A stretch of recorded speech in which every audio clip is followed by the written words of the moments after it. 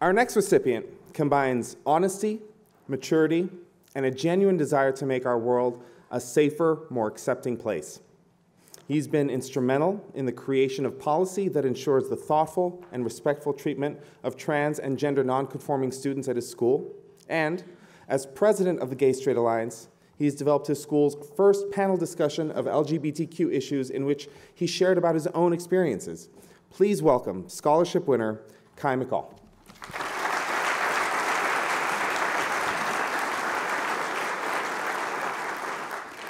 Good evening, everyone. First, I'd just like to thank Live Out Loud for this award and this amazing opportunity to speak to all of you. What I'd like to speak to you all about is education, which is the most important tool we have in our society to fight bias, bigotry, and ignorance. And this is especially true when applied to the LGBTQ rights movement. Many bigoted responses are fueled by a fear of the unknown. And a lot of times, before people can get to know the unknown, their fears are preyed upon by those with an agenda, like politicians or talking heads in the media.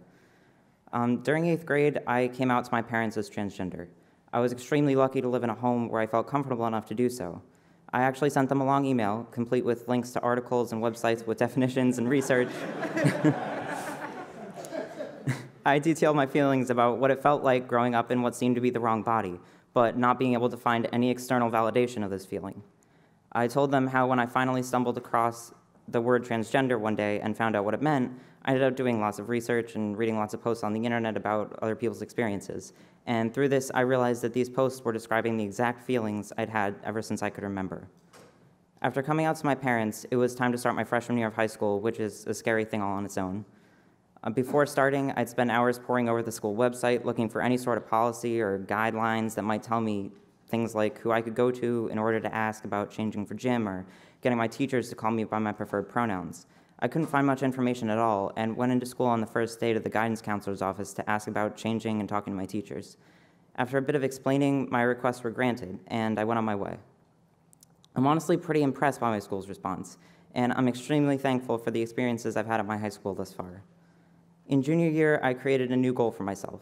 Since I had been treated well as a transgender student at my high school, I wanted to ensure that future generations of transgender and gender nonconforming students at my school were afforded the same treatment.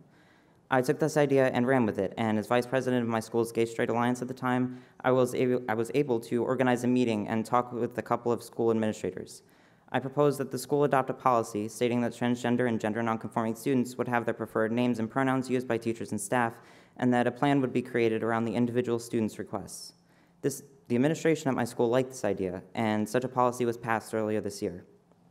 My goal, now and for the future, is to speak about my experiences and talk to as many people as I can and let them know that being transgender isn't this scary thing. I'm just another human being, same as all of us here in this room. And I think that's really the biggest thing that needs to be taught everywhere. We're all humans, and that's all that matters. Thank you.